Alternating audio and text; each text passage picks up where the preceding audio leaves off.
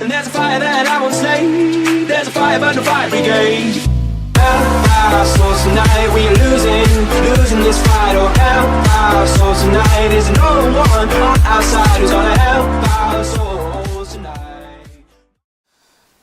더 깊은 이해를 위한 10분 한국사 세 번째 강의 하겠습니다.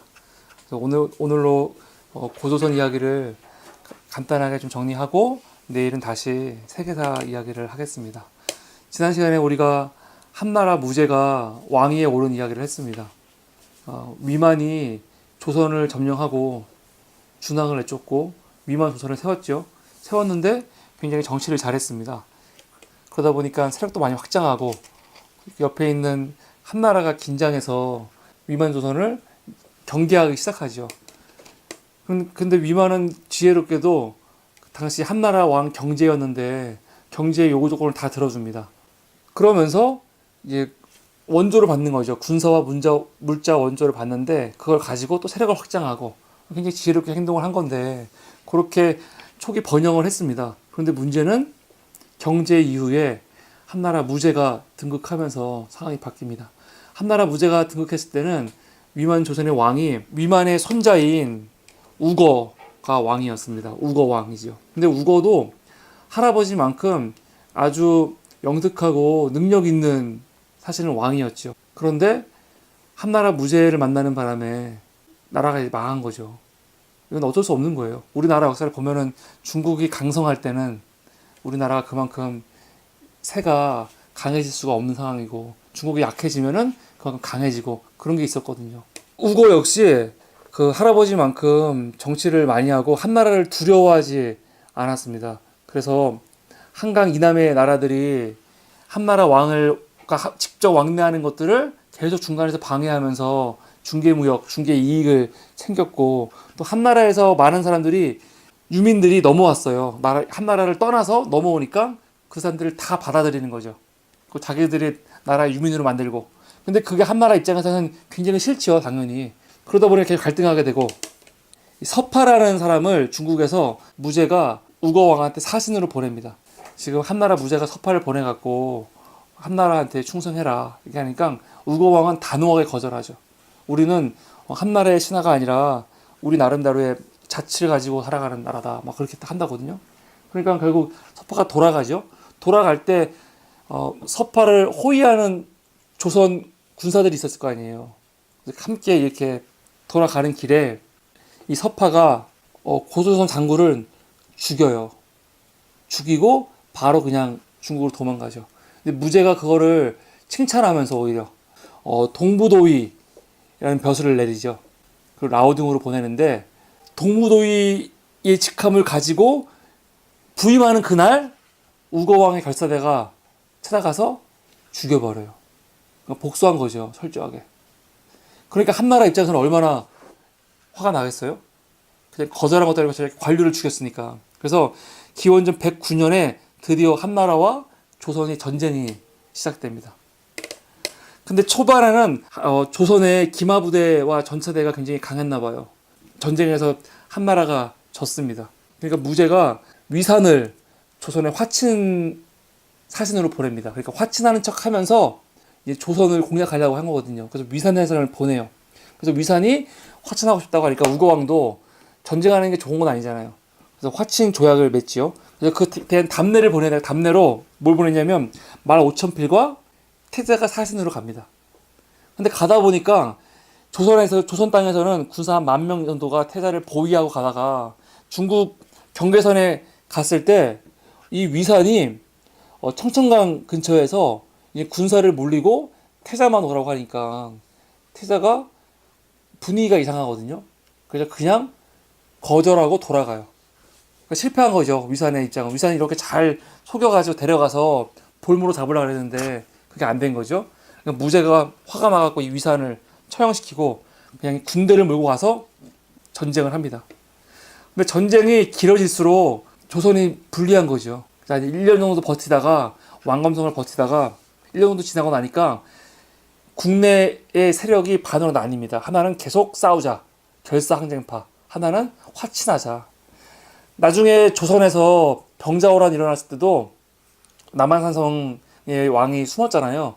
거기서 두 파가 있었어요. 화친파와 강경 주전파 이런 게 있었거든요. 항상 이렇게 돼요. 어쩔 수 없이. 근데 문제는 왕의 의지인데 왕은 항쟁파였어요. 끝까지 싸워야 된다. 그러나 이 화친파인 부하들이 있었잖아요. 이 삼위장군이라는 사람이 왕을 죽입니다. 왕을 죽이고 이제 한나라한테 항복을 하려고 그랬죠. 근데 이 조선에도 유명한 충신이 있었어요. 성기장군이라고. 책들 인터넷 쳐보면요, 이 우고왕과 성기장군이라는 주제로 책들이 되게 많아요. 이 이야기들이.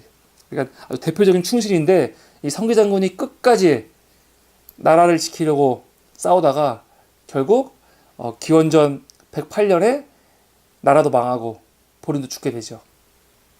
이 위만조선은 이렇게 망하는 겁니다. 그러니까 아주 역사가 길진 않죠. 위만조선이.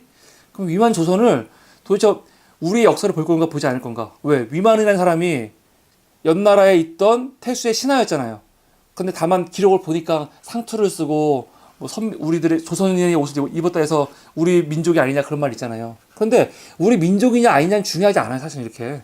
우리 민족이고 아니고 뭐가 중요해. 왜냐면 조선이라는 국호를 쓰고 조선의 관제를 가지고 계속 나라를 이어갔거든요. 왕은 이민족이어도 나머지 신하와 백성이 다 조선 사람인데 이게 이민족 국가예요? 이민족 국가 아니죠. 그러니까 위만 조선은 우리 고조선의 역사가 맞아요. 위만이 한민족이건 혹은 중국 사람이건 관계없이 저는 그렇게 생각합니다. 이게 또 일반적인 입장이죠. 왜? 이 사람이 왕만 바꿨을 뿐이지, 왕만 그 사람이었을 뿐이지 나머지 신하들과 영토와 국민과 관제와 국가 이름까지도 다 조선 건데 그 사람 하나 때문에 그 국가는 조선의 역사가 아니다? 그거는 아니죠. 더군다나 위만은 그 한민족의 가능성도 아주 많고. 그러니까 이때 조선이 망한 거예요. 조선이 망한 겁니다. 이때가 108년이죠. 1년간 항쟁하다가. 그래서 108년 때 나라가 망하니까 이 한무제가 고조선에 4개의 군을 세워요. 이거를 한사군이라고 합니다. 한사군. 한나라가 세운 4개의 군이라는 뜻이죠. 현도군, 임둔군, 낙랑군, 진봉군이에요. 지금 이 한사군과 관련하고 논쟁이 많은 거예요. 역사학계가. 보통 주류학계와 비주류학계, 제야사학 이렇게 구분을 많이 하는데 그런 구분이 잘 맞는지 모르겠는데 하여간 이 한사군의 위치 때문에 진짜 한사군의 위치가 어디냐 그 말이죠. 제가 드린 지도 보면은 한사군의 위치가 2군데예요. 기존 학계에서 주장하는 사람들은 한사군의 위치가 어디냐면 한반도 안에 있어요. 한반도 안에. 그런데 제야사학계에서는 한반도에 있는 게 아니고 중국 대륙에 있어요. 중국 대륙에. 중국 대륙에 한사군이 있다는 건 무슨 말이에요?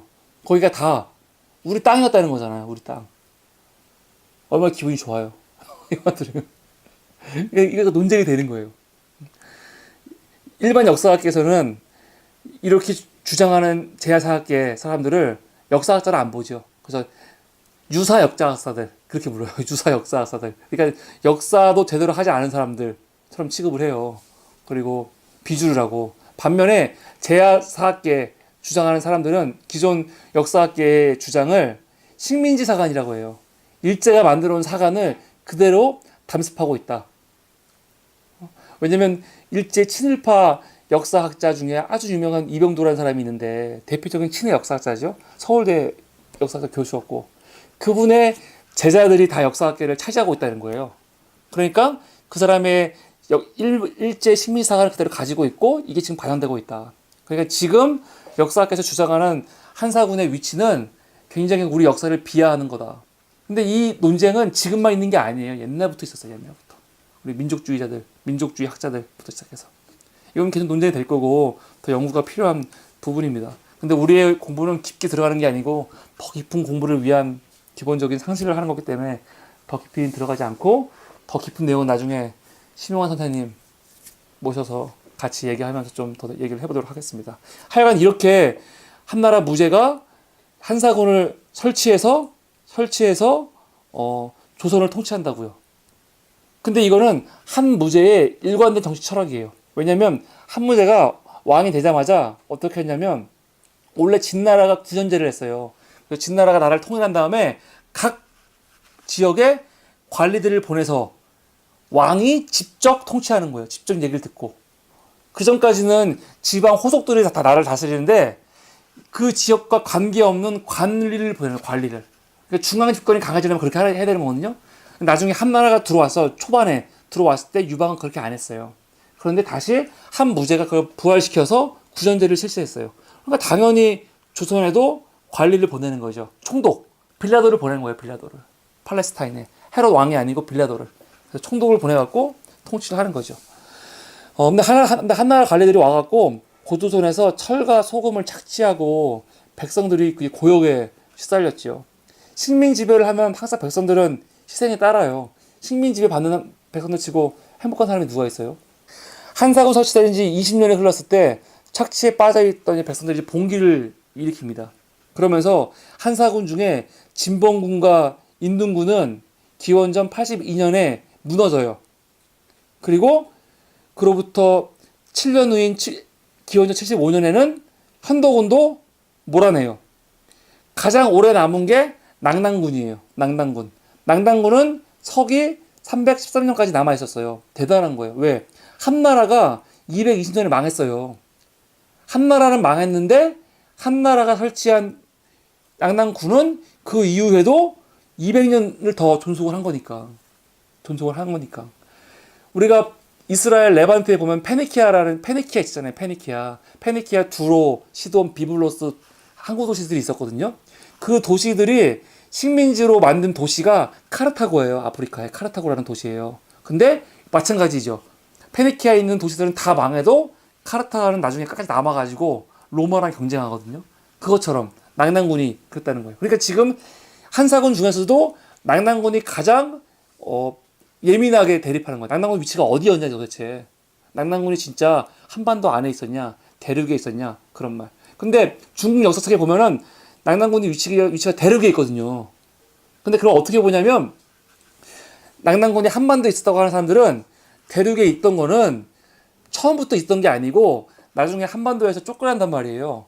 쫓겨난 나중에 위치를 말하는 거다. 그렇게 이제 주장을 하는 거죠. 그 대립이 굉장히 많습니다. 또 이거는 뭐와 연관되냐면 우리가 낙난공주 들어봤죠. 낙난공주. 고구려 대무신앙의 아들이 호동왕자인데 호동왕장이 낙난공주가 사랑했잖아요. 그래서 고구려가 낙난을 치고 싶은데 낙난에 쳐들어가면 어떻게 돼요? 자명고가 막 마음대로 울리잖아요. 저기 쳐들어오면 울리는 북이 있잖아요. 자명고. 그래서 그거를 낙난공주를 통해서 찢어버리게 만드는 게 이제 호동왕자 이야기잖아요. 유명한. 실화인지 아닌지 모르지만 하여간 그런 얘기가 있단 말이에요. 그 낙난군과 낙난국은 관계가 있어요, 없어요? 제야사학께서는 관계가 없다고 보는 거고 낙난국도 우리 한민족의 엄연한 역사다 이게 보는 거고 낙난국이 한반도 안에 있었다 주장하는 그런 입장에서는 낙난국도 낙난군과 관계가 있다고 보는 거죠.